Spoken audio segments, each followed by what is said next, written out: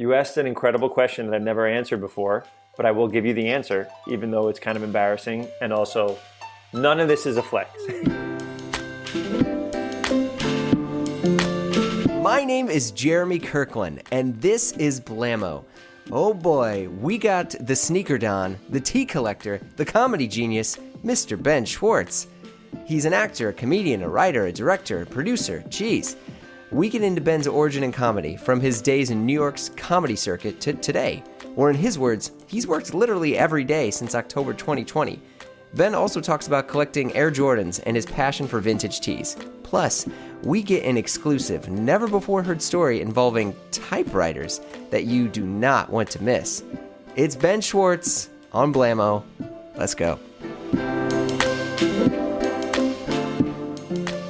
Gil is the nicest guy. Adam's super nice. The people, like, you want to pick the projects where you can be happy and be yourself. And, you know, and also we come from, like, you know, my parents are from the Southern Bronx, and I'm more of a person that would hang around the crew than I am around, you know, the fancy places that the actors go. Well, I think, and this is what I was going to say, is like you, Gil, Adam, both of you, or all three of you guys come from a world where you really have to hustle. And it's not like, oh, your parent was this director, or your dad was this, or your, like, I mean, I saw you guys at UCB back in the day. I lived in New York from 04 to 2020. We relocated for COVID. That's literally 04 is when we started performing together. You literally were there for our entire hot sauce career. Yeah, so I saw that. This is a level of talent and an echelon that is still, like, totally underappreciated, totally misunderstood. Everyone thinks that it's really easy, and you can, well, because there's no script. You just get up and you say whatever you want, and you're like, I did not understand how good it was until I remember I saw the Mantzoukas brothers, which was Jason Mantzoukas and Ed Herbstman. Oh, yeah, great. And I was like, oh, whoa, this is really good improv.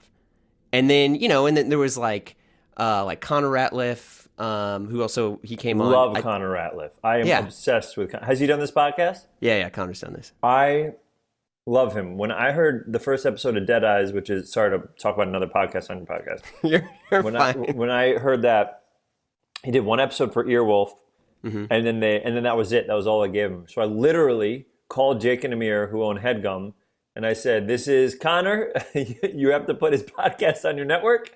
And Jake goes, okay. And then I linked them up, and Connor goes, thank you. And then he just started doing his podcast there. I just was like, it's too funny. He's so unique and he's so funny.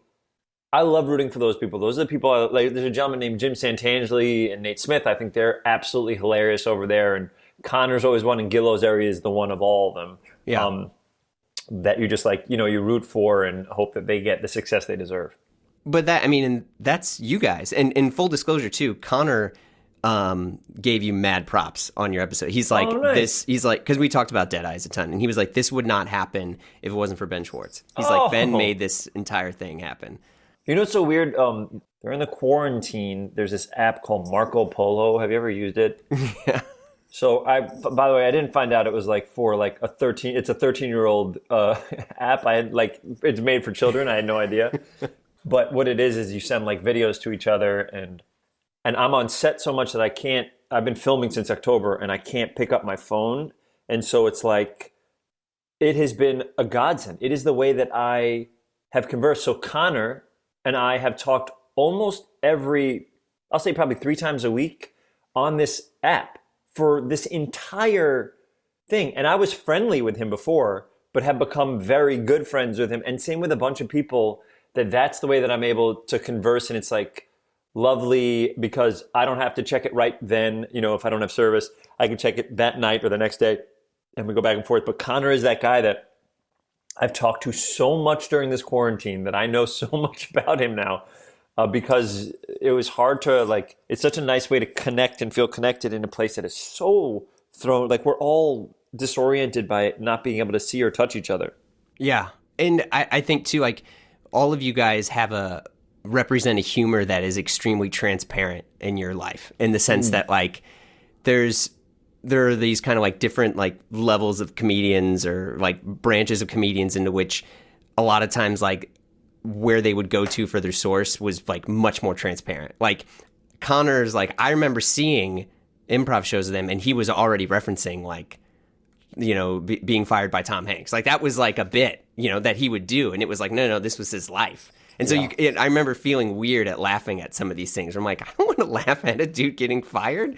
But you're like, no, this is improv. It's funny. And then someone runs across and ends the scene, right? But it's just like, you got to see that. And I think, you know, like you, Pally, Gil, like all those guys, like you all basically like slowly worked your way up into, you know, being the superstars you are now. There's nobody, I used to talk about it being like wanting to be an astronaut. Like I didn't know any astronauts. I didn't know anybody in the industry. So even becoming a page, I was a page at Letterman was my first thing, was me walking by Letterman's whatever, them asking me if we want to be in the audience, and then me hustling to become a page. And then UCB, because the classes were too expensive, becoming an intern, and then, you know what I mean, getting my free classes that way, then becoming a bartender so I can make some money while I'm doing it. And it's just, and I was freelancing jokes for Letterman, so I used to wake up at 6 a.m. every day, write my jokes before I was a page, and then I became a page, and then I took classes. So like all I did was comedy because we loved it so much. Man, I loved it. I still love it so much. But at the beginning, it's like,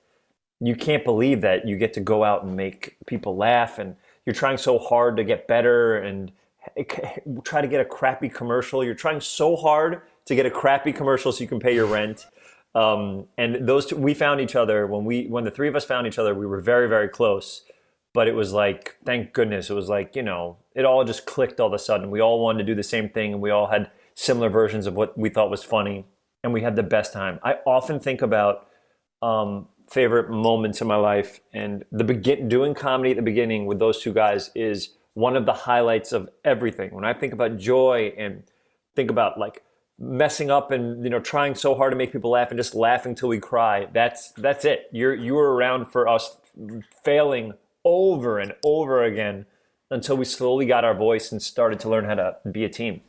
Damn. Like, but on that, like, how much do you think that understanding of fame and hustle has affected how you treat everyone else that you work with professionally? It's a great thing. I think the biggest thing for me, and probably maybe for Gil and Adam as well, is my parents from the Southern Bronx, and, you know, they worked their butts off as early as they could work. They worked. They didn't have any money.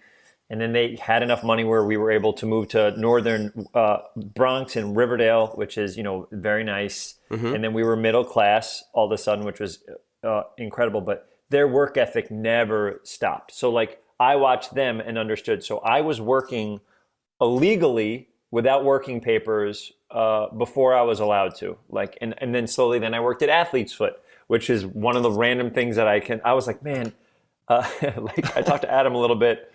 And I was like, man, I feel like I know so little about fashion, and I'm about to talk to you who's dedicated their life to fashion. And I'm like, man, what am I going to talk about? I'm such a fucking dummy. But I like worked in the retail industry 2 years at Athlete's Foot, and I'm starting to learn how to do all this stuff. So I was like, I guess I can just listen. I'll just ask questions. I'll listen a lot.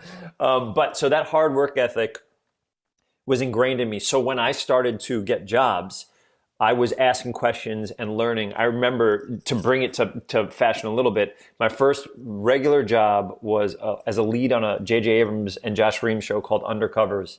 And I'll never forget it. I went to it and I said to the person, I said, hey, this is my first one. Like, how can I literally asked, I said, what can I do that you guys would be happy if I did? What can I do to make your job easier? And she said, this is your first job. I'm going to tell you something. She goes, hang your clothes up when you're done. No actor does it. It's so annoying that we have to grab all your clothes. If you put them on the hanger, it makes so. And so from my very first job, I hang in every single job I do. Either one of the wardrobe assistants or the wardrobe person comes up to me and is like, nobody does it. It's these little things that if you help out and spend 10 more minutes in your trailer making it whatever, it will help a different department and they'll be happier and then they'll treat you even better. And you know what I mean? So that is literally one because of that work ethic and working as a camp counselor, then working at the Athlete's Foot, and then like being an intern for places and being the person that always had to help other people out at, you know, Letterman, then at UCB, being that person that had to get the pizza, being the person that did the garbage and the recycling, that you learn, you're not above. I used to hate the phrase, sorry for rambling. I used to hate the phrase, people, when I first got here, people would say like, yeah, man, you got to be nice to those assistants because you never know. They may become the CEO of whatever, Warner Brothers. And I was like, what are you talking about? You're supposed to be nice to them because they're human beings. Yeah, and everybody used to say that sentence when I first came here. You never know, that assistant may be the person that gives you a job. I was like, no, you're nice to them because I was an assistant, and you know what I mean, like that, and all that stuff. I like adored my parents, and I always, like, when I was a kid, my dad was my hero, and it wasn't until I was older that I realized that not everything he says is correct. Because when we were in Riverdale, and then when we moved to Westchester, when my friends had trouble with their family, they would talk to my dad. They would be like they'd come over and be like, yeah, I don't know what's going on. And like my dad would be the one that like helped people. And like my dad would be the one that like helped fix cars of his friends whenever anybody had a problem, or he would go to their houses or apartments and try to help their like plumbing or whatever. He kind of knew how to do everything. So when I was a kid, I mean, even now I talk to my dad every single day. And I talk to my mom every single day. I talk to my dad, and I talk to my mom probably 3 times a week. That's not normal, but that's awesome. I know. And I didn't know that. And, when I went to college, I realized that. And in high school, there are people who have terrible relationships with their parents, which is totally understandable. And sometimes if something happened at home, my high school friends would come talk to my dad about it. And so like which I was like, oh, so this is like, to me, he's like the hero. But my friends in high school used to always make fun of me because he'd be like, yeah, stay out till 1 a.m, whatever. But then like I would forget to do the garbage, and he'd be like, what the fuck, Ben? What are you doing? Get the fuck out there. And my dad will be, so my friends used to always make this bit. It's like, yeah, go out, do heroin, but if you don't fucking take out that garbage, I will absolutely. So it was a very funny, that was the bit. Like I could go out till late. I've still never done drugs in my life because my dad never did drugs. Same. So why do you think you never did drugs? People ask me this all the time because we're in an industry where drugs are all around us always. In your industry and in mine, always. So why do you think you personally were like, it's not for me? I grew up in St. Louis, Missouri, and there's all sorts of stuff around here, and there's a lot home to Washington University. Hey, yeah, big flex. Where? Hold on, where's the WashU connection from? It was my number 1 school that I got waitlisted on. Really? Well, you didn't miss much. It seemed like beautiful to me for some reason. I'd never been that far away from home. I don't know what I was thinking. Yeah, you didn't miss too much. St. Louis is a great city. No shots against St. Louis, except I just ripped on the school.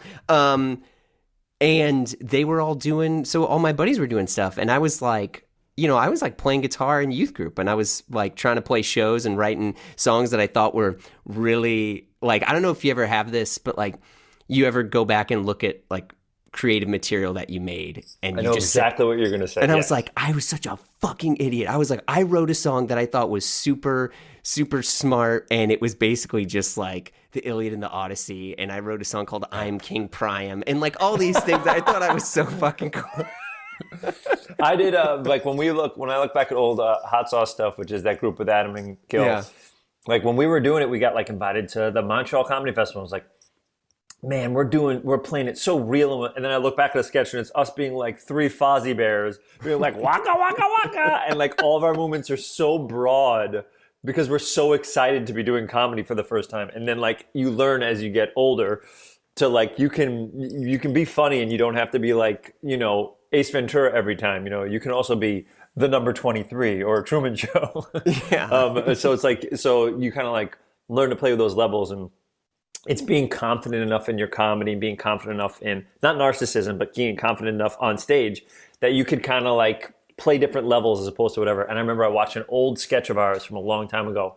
That was like our biggest sketch. And we're huge in it.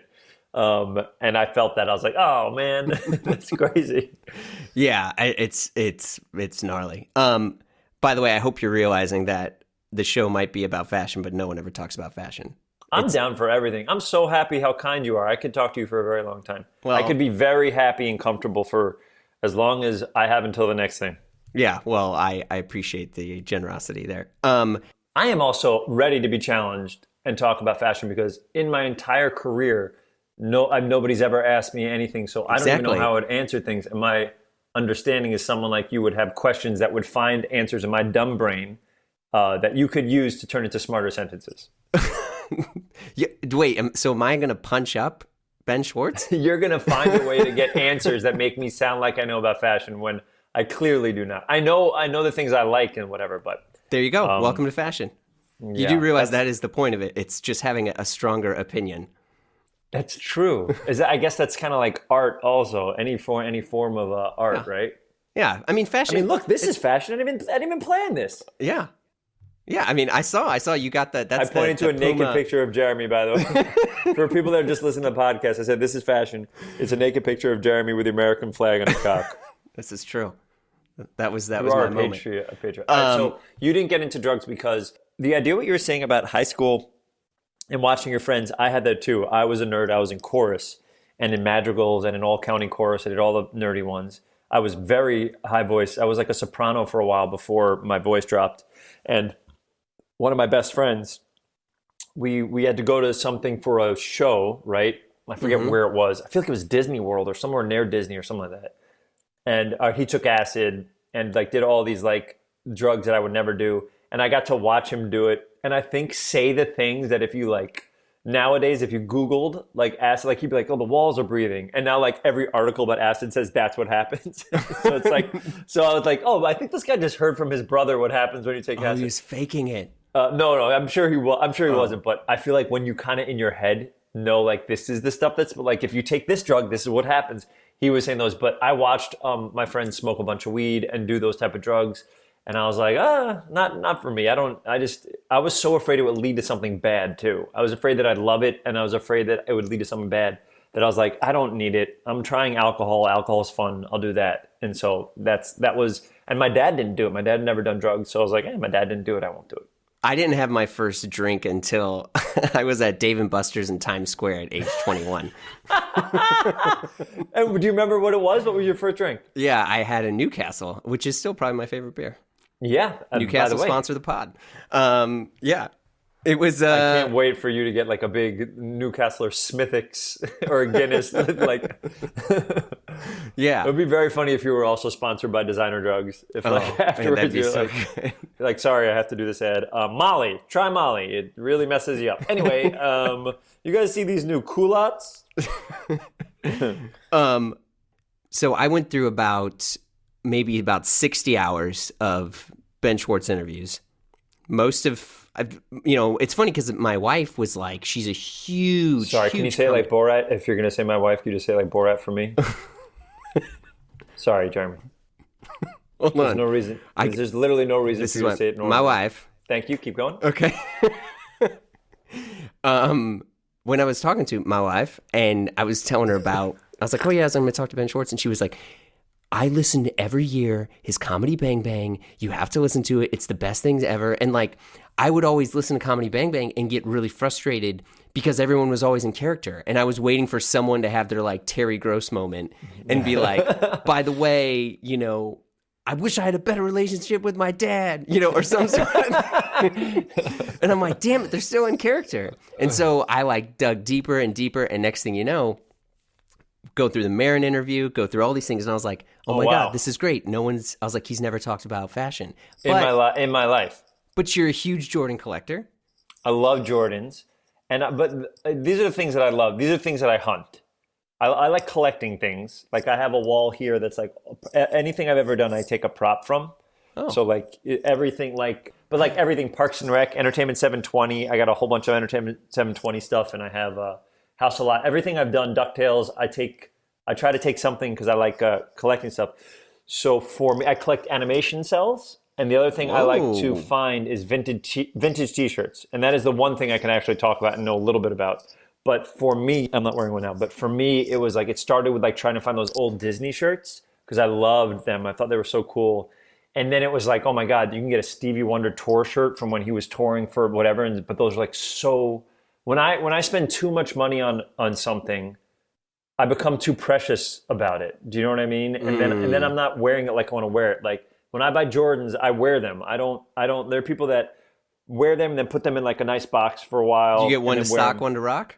No, I always get one and then I always regret it. I had the black cements, the 3 black cements, and I love them so much. And I got them off of something for regular price, and then they're dead. I mean, they are dead. There's holes in the back because I wore them every day for years, 2 years. And so then I had the Knicks colorway for the threes. But I'm a size 13, and 13 sneakers don't...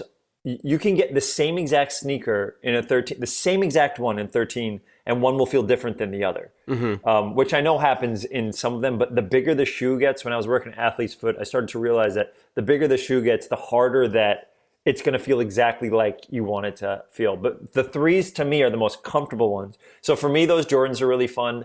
And then vintage T-shirts that have like a design that reminds me of something about my youth or something like that. I love those. So I have 20 shirts. But then the store I used to go to got too popular, and now all the Where'd shirts you go used around to be... to? No, there's this place that you go on Instagram.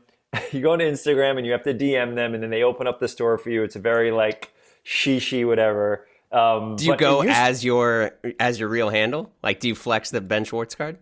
Well, the only way to DM people is through using your... I don't have like a private thingy. Really? You don't have a Finsta? No, what is a Finsta? What does that mean? A Finsta. A fake Instagram? Yeah, it's like there's like John Mayer has like 4 Finstas. Is that true? What does he do with them? What do you do with them? Just do your thing. Oh, so people don't know? I'm on Twitter a lot, and because I'm on Twitter a lot, I don't go on Instagram a lot because I can't be addicted to 2 things. I can't. Twitter already wastes way too much of my time. It's a trap. It is a true trap. But so you go, the way I found out about them is like one of my friends told me about them, and I used to look at their shirts, and then I'd be like, oh my God, this is amazing. Do you mind if I come in and look at it? And, it sounds nicer than it is, but it used to be just a really crappy little apartment that they had their stuff in. You walk to the back. I'd bring my friends so they can come and whatever, but it wasn't like special for me. Anybody who wanted, because they were not well known, but they got very popular through time. And now they opened this great space, and I was so proud of them, and it was so cool. I was like, what a cool thing. And they priced me out of their shirts. I was like, oh, I'm not going to spend $400 on I was going to say, that's t-shirt. the going rate now is $400 Yes, so it for used to be 80 to 120, which is like, all right, this is fine. You know what I mean? I'm going to wear it all the time. It's going to be great. Now it's like 400 for the same I bought one of the shirts they have, and it's just, I think the world has caught on to like how fun and cool, like it's almost like card collecting in a way. And so like, they just priced me out where I can't buy like a shirt that says Doug on it and be like, I mean, I want that shirt. Trust me. I want that Nutty Professor shirt. But like, there's a bunch that I was like, oh man, but they're so expensive that sometimes I get nervous about grabbing them. I still have the mindset that I don't have any money, just because that's kind of like whenever you're hustling at the beginning, you're just like, you don't have it. So I'm not great at spending money unless it's like for food. Love to spend money on food and love to travel. So you go to Air One? No, there's a supermarket that's a little bit more expensive that we go to. But yeah, so those vintage shirts, I got a great Donald Duck one. But the real trick is trying to find the people that find the shirts for those companies. That's how you fucking win. Like and it's my favorite thing. So like I can show you that downstairs. I can bring my pile up, and it's so exciting and fun for me. It's like showing my animation cells. It's like, look at this that I have and this that I have. I wanted those so bad because there was a Warner Brothers store like at the St. Louis Galleria, which is this mall that I would go to, and I was super into Batman the Animated Series. I'll send you a link. When you email me, I'll email you where to get animation cells. Okay.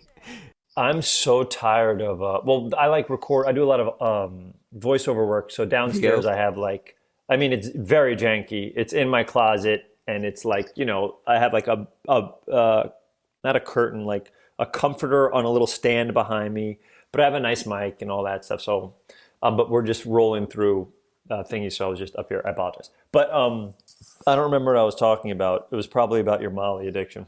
We're talking about shoes and your collection of vintage shirts and how you refuse to spend over $400 for a vintage shirt, even though. But man, this is a perfect example. Doing well.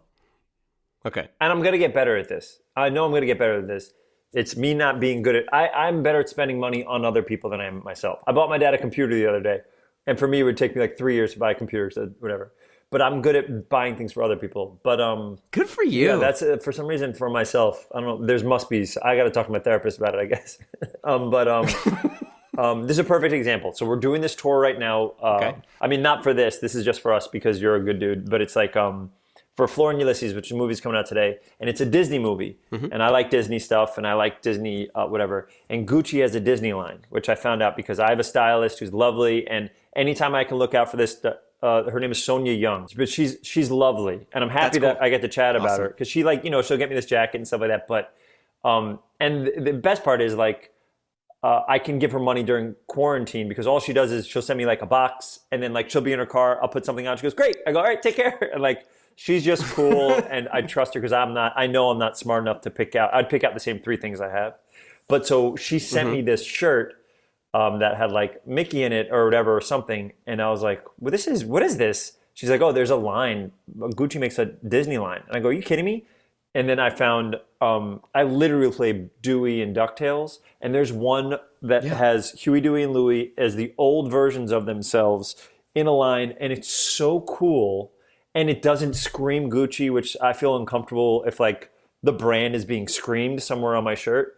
It doesn't do any of that. And I loved it so much, but it was $1,700. And I was like, oh, I can't. But I know people who do, and I'll even see people with it. I'll be like, that's so cool. I'll admire it. I'll be like, oh, that's amazing. And I'll feel a little jealous that I didn't do it. But it was too expensive for me to purchase, even with whatever discount she gets. And Gucci's not going to give me anything for free. So it's but that's a perfect example. I thought that item was gorgeous, and I was like, this is great. And I'm doing press for Disney, so I could wear it, and I'm allowed to. And because it's trademarked by the company that I'm doing stuff for. And I got real excited about it. I even found this red Donald one. I love them both. You got to get the tracksuits. Is there a tracksuit? Don't. Oh, dude, yeah. It's just too much of a trap. It's you just fall down a hole of they're so gorgeous. This is why clothes are the best and the worst thing of all time, because it's just fun things to buy, and when you're in quarantine, you're just looking for that. This is a white shirt, Jeremy. Do you know this? Oh, I shouldn't talk about brands. Is it bad to talk about brands? You can say anything you want. So Sonia, who's lovely, sometimes she'll just give me a white shirt, and this one I don't know what brand it is, but it says AG on it. Okay. I don't know what it is. It's the softest shirt in the world, and I used to always make fun of people and yeah, this white shirt costs $200. I was like, it's a white shirt. This is the most comfortable shirt I've ever worn in my life. And so I was like, this is crazy. You get it because with the money, you're hoping that you're getting quality, not just getting a name that. Sonic, we got to have fun. And also, she's taking care of me. If they don't pay a lot, she'll still take care. That's the people that I like to surround. She's lovely. So. She does me. She does Joe Keery from Stranger Things, and she's just a down-to-earth, kind person that tries to make me take bigger swings. And oftentimes, I'll be nervous, and then this isn't, but other things. The last thing I did, I had this shirt that looked like it had paint splatters on it, and never in a million years would I ever wear it. But I was like, you know what? I look the same in every interview, so that one I wore that, and I was like, oh, I'm happy. So I'm starting to learn how to take risks a little bit more. Well, and I mean, if anything, if I would make any form of criticism, you're very much established now. You don't have to. You're not a character. You are the character. Do you know what I mean? You're not Snap famous. You're what does Snap famous mean? Oh my God, that's great. What's his name? That's a Kevin Hart reference, by the way. Kevin Hart was the one who created Snap famous, into which that. Who are you? Who are you? And they're snapping. Well, so no, I'm also still the guy that I don't see myself like that. You're very kind.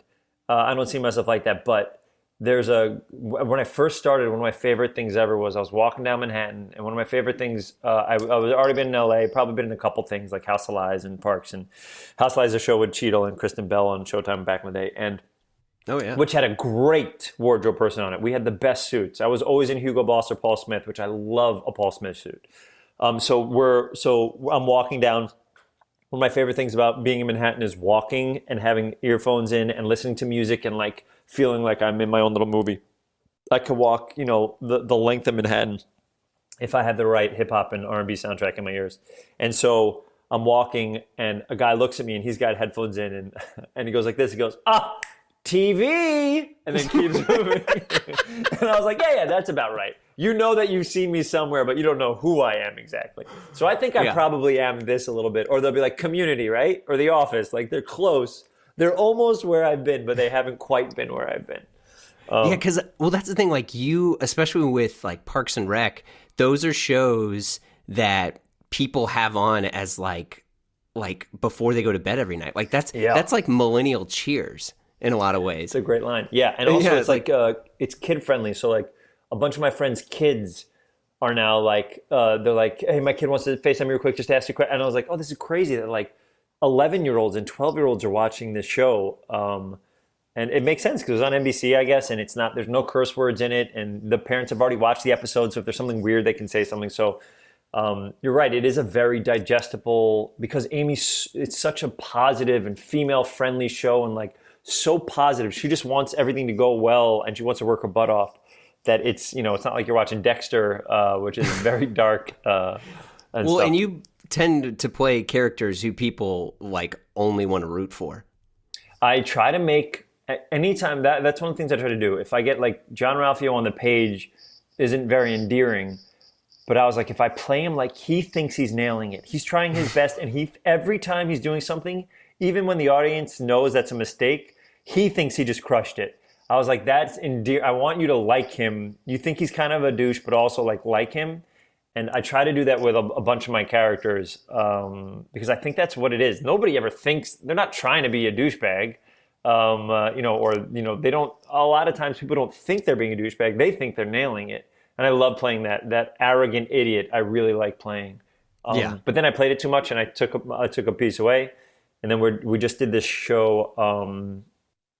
I think you talk about it. This show called The After Party. It's the thing I've been filming since October. We just wrapped 2 days ago. And it's like Lord and Miller. Chris Miller is directing all the episodes. It's a murder mystery. Every funny person in the world is in it. It's Tiffany Haddish, John Early, me, Ike Barinholtz, Sam Richardson, Zoe Chow. Please. That's a murderer's row you're listing off crazy. Right now. Alana Glazer from Broad City and UCB. And it's ludicrous how many great people are in it. And I get to play kind of an out there, like a fun, like really excitable type character again. And it was so fun. Chris Miller is a genius. It was one of my favorite things I've ever filmed. So whenever it comes out on Apple, that'll be exciting. Damn, man, Apple is really just going to town with their war chest. Man, they are. I mean, they're going for it. Like, to get that cast, my assumption is those people cost a lot of money. So yeah. They're going for it, and they struck gold. I mean, Lord and Miller are geniuses. But the show was so fun to do. I'm very excited for that one to come out. And it's also me, like, I just did a children's one, and this one is very much not a children's one. So it's fun to keep going back and forth. That's awesome. What have you been watching in quarantine? Like, because I know a lot of people are like, hey, I'm going to start watching The Wire. I did start watching The Wire. Okay, there you go. I finished it. Loved it. It was incredible. Incredible. First season it started a little slow, and then it just was like incredible. A lot of people don't like season 2. The doc season is just... I like the doc season, especially the second half of the second season. I thought the second half of the second season is starting when it starts to like, okay. What else did we watch? We watched Larry Sanders' Show from the beginning, which I was very close with Gary when he was alive. So we rewatched that. We watched so many movies. I was asking people that I worked with to put together lists of their favorite movies, and I got a list of hundreds of movies. And so I started watching all the old ones, like Taking the Pelham 1, 2, 3 with Matt Thau and stuff like that. And it was amazing. And then we did feel-good movies, and we'd watch Jurassic Park, then we watched Sister Act. Before I was acting every day, starting from October, it was a lot of watching, like a lot of every night. It was something, because it was like fun, and it like, you're consuming entertainment. And do you know what's so funny? Maybe you went through this in St. Louis. When I was in New York, I had no money. When I was living in Manhattan, it was me, Gil, and Adam. Like, I would eat Wendy's almost every night, or pizza. I get a plain piece of pizza, then put all the peppers and things to make it feel not plain. Like, I found my sandwich. It was a teriyaki. It was a chicken sandwich with teriyaki and hot sauce with a slice of cheese on it, and that was what I would eat. And I'd get a bag of chips. So I would learn how to do everything under $10. And then had a little bit of success when I moved to LA, started to make a little bit of money, and would have to go to New York all the time, whether to visit my family or for work or press. And I would go down there, and someone's like, "You're from New York, right?" I was like, "Yeah, I was here for 21 years of my life before, whatever, more than that. I moved here in 2009, so 28 years of my life." They go, "Oh, we're looking for a great place to eat. Where do you want to eat?" And I was like, I don't know any of the nice places. Yeah. I didn't know any of the nice places, and I was so embarrassed. They would name like, "What about this and this and this?" Was this a stranger that asked you? Or No, it'd be like a friend or like, hey, Okay. where do you want to go eat? Now that we're adults, where do you want to go eat? And I was like, I have no idea. Or someone would be with me Thrift on the Dog? tour. Exactly. Like I'd do House of Lies in New York, and someone would be like, well, where's the places that you went? I was like, you don't have to go to those places. Oh, we went to Mamoon's a lot. Yeah, like literally, Thrift Dog is literally a place I went to all the time. Yeah, of course. And that was an expensive hot dog. It was, especially Yeah. because you need to get like 3 or 4 of those, and next thing you know, you're in like $18-20. 100%. And you're going to have diarrhea for the next 3 days. But so it's like, it was so funny. I remember that. Do you have that feeling in St. Louis where it's like, now that you're an adult, you don't really know those places. You have to relearn any of those things? Well, and plus, like of course, everyone that never left wants to tell you how amazing it is and how this is. Like, Jeremy, I don't know if you know this, but St. Louis is the cultural culinary hotspot. And I'm like, oh, okay. I'm like, I'm sure it is. And it's like a lot of people moved, people that worked at 11 Madison Park. I'm sure you've heard of that place. Like, yeah, I've heard of that, and now they're here and they open up their own restaurant. It's the best food capital. Is it good though? Before you hate, is it good? I mean, it's great. Like, I like everything though. Like, last night, my wife and I ordered Taco Bell at 10:30 and fucking lost our minds. Dude, it's candy. I go so long without fast food. In between, when I have fast food, it tastes like it doesn't taste like food. It tastes like candy to me. It was the greatest thing. I was like, how is this so good? I was like, how is Taco Bell such just a phenomenal, unbelievable food? And that's why I like people like Matty Matheson, like he came on, and like folks like David Chang, like chefs and people who are cooks who admire fast food. I'm like, you get it because like fast food. Like, okay, what's your chain pizza that you Also, order? by the way, it goes exactly with what you said before about fashion. It's like, this is the thing that you like. You enjoy this. So Yeah, why would you be just have ashamed an for opinion. liking this? What's my fast food? Yeah. Okay, so for me, I know you probably don't consider fast food, but what I missed the most moving from New York to LA was Shake Shack. I love Shake Shack. Like, love Danny it. Meyer, St. Louis, represent. It's unbelievable. Is that true? Absolutely. Oh my goodness. So Shake Shack opened The up. culinary hotspot. Shake Shack opened up. I used to live in West Hollywood in LA. Shake Shack opened up blocks from my house, which was an absolute nightmare for me. But it was so funny. At the beginning, there was huge lines. There's huge lines when you go down to Manhattan too, but it's like there was huge lines, then it slowly died down, and then it was like the normal, the people who like go and like, I got the app when I was a little bit older, like you can order before and pick it up. And I loved it so much in New York that I know it's considered higher end fast food, but that's the one where I'll get my Shack Burger, I'll get my fries, and I'm lactose intolerant, but if I knew I was home for the rest of the day, pop that Lactaid. I get that milkshake, I go home, and no one is the wiser. And it's like, that's the one I miss the most. But when I was a kid, or when I was in Manhattan, it was Wendy's, and I learned how to get different items on the dollar menu that would, because I had to drink at home, different menus on the dollar menu that would keep me under a certain amount of money. And then McDonald's would always be the double cheeseburger meal or the quarter pounder meal. And then I'd get a small chicken nuggets, and I'd get all the different dipping sauces and dip everything I bought into all of the, like get the sweet and sour barbecue, and then I would get honey, which was a New York trick I used to do. Yeah. They if you ask for honey, I don't know if they still do this. I haven't been to McDonald's in a long time, but so I used to dip everything into that honey and then dip like, and be like a mad scientist. But wait, McDonald's did the Ben Schwartz meal. Yes, that is a very fake thing that I did. It is a very fake thing. I saw that Travis Scott had his own meal, and I was like, oh, I haven't made a fun little stupid thing in a bit. And so I did that, and my car reeked for fucking like a day. There is a renaissance of chicken sandwiches happening. I don't know if it's in New York as well. Okay, yeah. In LA, there's like Hal and Ray's, and there's Dave's Hot, which I love.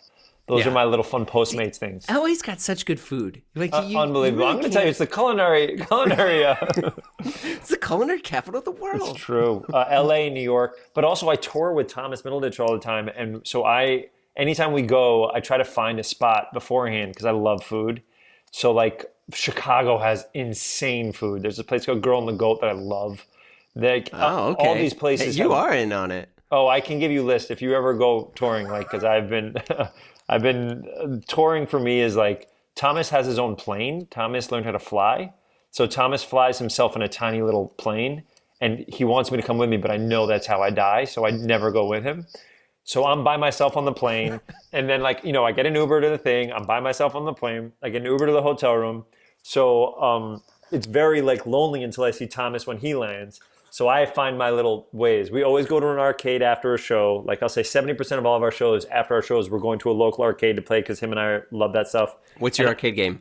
It matters where we are. I don't need an old school one, but we play like a lot of racing games. We like to play when we're with each other. Oh, but okay. I would have pegged you X-Men or Tekken or something. Oh my God, I love X-Men, love Simpsons 4-player, of course. If we're talking about like going to Button Mash or going to any of the, I forget what the New York equivalent is, it's like I'm in heaven. A couple pinball games. I'll even play that terrible hologram game that's impossible to win, where you're like a little cowboy. I forget what it was called. Yeah. But it's like it's like a fun release for us, and all that stuff. But I've been so that's where I used to try to go vintage shopping when I went to different cities to find what I can find, but not for vintage clothes, just for vintage T-shirts with graphics on them.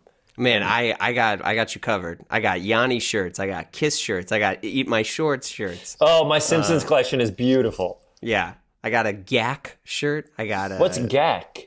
It was basically like the Nickelodeon slime. Oh my God. I know exactly what you're talking about. Yeah. It would make noises when you'd mess around with it. It was cool because you bring it to school and you make fart noises and people didn't know. And, man, what a gift. Yeah, right? Mm-hmm. It was the gift that keeps on giving. Hell yeah. What do you have a white whale of like, is there something that's you've always really wanted to purchase? Because for clothing, even if it's older, if someone who is holding it knows how to care for it, you can wear it, 15 years after it's made and still wear it well and happily. Yeah. I mean, all this sweater that I'm wearing is from 2007, which is like, what brand it's not is that? super old. It's I used to work at I helped start a clothing store called The Armory in New York, and this was like our private label knitwear that we did. This was like, because when I was doing, a long time ago, my friends and I was like a crappy blogger, like fashion blogger, and then we started a clothing company, and the clothing company did okay, and then I basically, I'll tell this story very quickly because I want to be conscious. I want to hear the whole thing. So I was also a watch writer, and I went to... Wait, what does that mean? I'm sorry. What does a watch writer mean? Like I wrote about watches, like timepieces. Oh, excuse me. Well, it was because no one else was writing about it, and I'm not a good writer, but I'm just... My skill set is I'm there at the right time. And that's not true, but that's lovely. And so... I go to this dinner with Natalie Portman and Aline Kashishian. By the way, Natalie Portman, the nicest, the best. Right? She was super... And so, like, I'm there. All these other people are there. They're all, like, fawning over her. I had never been to, like bigger, like, fancy press stuff. Mm-hmm. And so I'm there, and this woman comes up to me, and I was wearing, like, a scarf and, like, one of the shirts. Like, I tried to dress up to look nice. Of course. And this woman's like, she's like, I love your scarf. I love your jacket. This, like, that's a great look. And I was like, and she's like, where's it from? And I was like, this is my brand. My friends and I, we made this. And she's like, really? She's like, well, you know what? I manage Natalie. Let me bring her over here. Let me have you meet her. And she's like, my name's Aline. And she pulled the LA sort of like, hey, if you're ever in LA, let me know. I'd love to find a way to have your some of your clothes on some of my clients. And I was like, yeah, sure.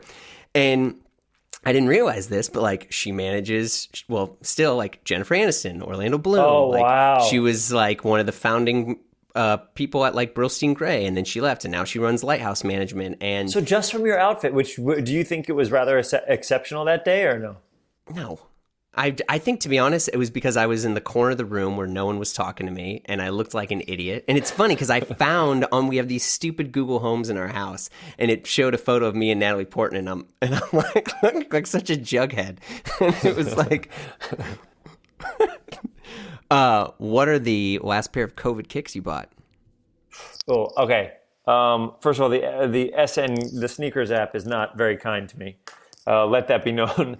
The last pair of sneakers I got were a gift from Jeff Fowler, who's the director of Sonic, who's a huge sneakerhead, and he got me the Fire Reds. I think they're 4s, right? Whoa, there you go. Yeah. Okay.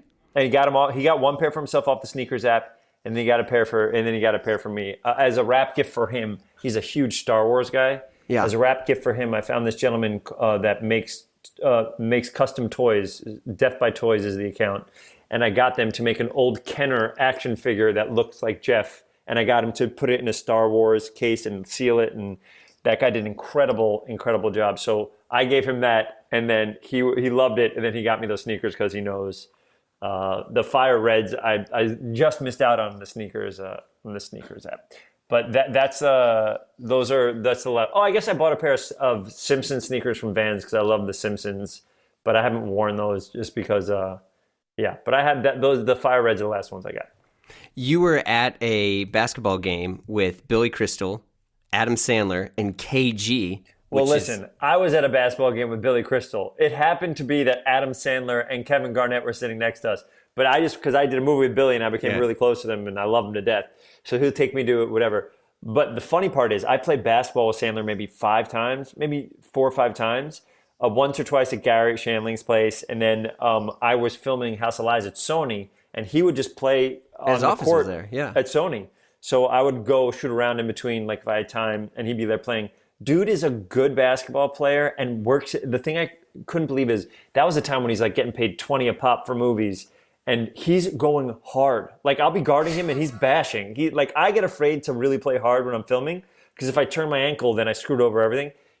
I couldn't believe how good he was and how hard he worked. I loved it. But I had to be like, hey man, and I always get so nervous when I know I'm saying hello to someone that I know I've met a couple times, but they're very famous, so they meet everybody a billion times. So I always try to almost come at it with you don't know me, hey man, hey, I'm Ben, and be like, oh, and then the people that remember me be like, hey, what's going on, man? How are you? And the people that don't will be like, nice to meet you, Ben. And I'm like, great, yeah, perfect. But he remembered. He was very lovely. And Kevin Garnett I literally went I didn't have the balls. I was but I'll tell you this: I'm friends with a couple NBA athletes who have incredible style and are lovely. And some of the people, if they're signed by Jordan or Nike, they have their own accounts at Nike, and they could put you on their accounts. And I was gonna say you got to get Flow Team. What is Flow Team? Flow Team is like the skater reference of when you would basically get paid by just getting gear. There was a little bit of time that as a gift, one of the guys gave me put me on his Nike account, the special one, which means that everything is normal price, and put some money on there for me, and it was insane. But I did the thing wrong. I bought all my friends' things, and I bought myself 2 things. I bought my family clothes that they would never buy because it was too expensive. I bought 2 people their first pairs of Jordans, and then I bought 2 pairs of Jordans for myself. So, and in the end, I got 2 things, and I spent the money so quick, like a fucking dummy idiot. I should have waited, but I was so excited, and I got everybody else shit, and then I got myself 2 pairs of Jordans. But the Jordans I got were, I think, the black cements, and I got probably a pair of ones that were a different colorway. But now do you use StockX? Yeah. I've used GOAT once. I haven't done StockX. StockX is too weird, but GOAT I've used once, and I put up one of the pair of shoes that I got didn't quite fit me. My foot has gotten wider as I've gotten older. I don't know if it's because maybe I gained weight or I broke my foot or some shit. So some Jordans, you must know this because you work in the thing, but Nikes run a little narrow. Yeah. Saucony runs narrow in the heel, wide in the toe box. New Balance, you can get different widths, but the Nikes, they just grew too narrow for my thing, and I couldn't return it to this fancy app thing. So I co-signed one on it must have been Undefeated. And then the second I sold them, I just bought the pair that would fit me and stuff like that. I was going to say, this is probably the one thing above all that you could totally use your celebrity card and people would think of you even better. I haven't yet. Autograph your kicks and sell them. Oh, my sneakers? Yeah. Yeah. No, I'll throw them out. There's no way. No, seriously. If I wear sneakers for they're torn to shreds. Who would ever want those? Yeah, I think you might be misunderstanding how much people like you. No, I don't think. But think about, would you buy someone's so my black cements are done. It's a movie prop, man. It's the same. It's the same thing. There's this Topps makes this basketball card. I forget what it's called. It's this version of Topps that they do, and it's baseball, but then it's also every now and then they put a comedian in it. So I got asked to be in it, and one of the things was, hey, we usually ask the athletes for a game-worn jersey. I go, game-worn jersey? I go, do you want something I toured with in improv? And I go, yeah. I go, I just have American Apparel gray shirts. And so I sent them one, and they cut it out, and you can get cards with my shirt in it. And I thought that was the funniest fucking thing in the world, because it's just an American Apparel gray shirt. I thought that was so funny, but that's the only time. I never thought about signing. But you're right. If I went to a basketball game, if Kyrie Irving or if LeBron or, Blake or anybody was playing basketball, and afterwards they said, "You want these shoes?" I would do what I like. This I would save them forever. This is something that a guy named the shoe surgeon did. Yeah, Dom's been on the pod. He did this for. I doubt he knows that I have this, but for Sonic, Paramount paid him to make 5 pairs of Sonic sneakers because for some reason Puma didn't release the actual what it looks like. Maybe they'll fix it for the second one. Big fail. Oh my God! They released Sonic sneakers, but they didn't release the ones that he wears in the video game or the movie. So when I saw that happen, I called Paramount and I was like, "Is there any way I could just grab one pair?" And so I have one of the 5 pairs of Sonic sneakers, and that's why it's in a little case. Paramount put it in a little case for me. That was like a little thank you present. Dude, that's sick. Isn't it cool? Here's an idea that do not feel inclined to do this because you probably get people pitching you weird ideas. Find a pair of your Jordans, autograph them, and then you can auction them off, or I'll auction whatever you want, and then give the money to like COVID charity relief or Texas, or like people that are freezing their ass off in Texas that having their house crash. I would totally do that. What we do in my house is you wear them till you can't wear them anymore. There you go. Then you use them for if you're painting something, you know what I mean? You have those shoes that they're destroyed where you're painting and blah, blah, blah. Yeah. And then, so the threes have been around the world and back with me for years, the black cements. And on stage, perform and tour. And if I haven't thrown them out yet, I don't have the box for them anymore because this is even nerdier. And Jeremy, you're going to love this. You're going to love this. What I do, I have little memory boxes where I put props from shows or letters that someone sent me, if a director writes something kind to me after a shoot, or memories of where I've been with people and stuff like that. I'll put it in there. And what I use for boxes are the boxes of my Jordans. And so I have all the boxes of my Jordans because I didn't have my first pair of Jordans till Blake Griffin gave me my first pair of Jordans that I ever had. So because when you're a kid, they're too expensive. So you can't have it. And then when you're grown up, you don't think about it because you never had them. And then when Blake got me, I have his version of the ones. He gave me he has versions of the ones that are red that have the BG on them. And then he helped me out and got me my first straight up Jordan 1s. And then I started being like, oh my God, I could do this now. I could buy Jordans. So I have the boxes of those.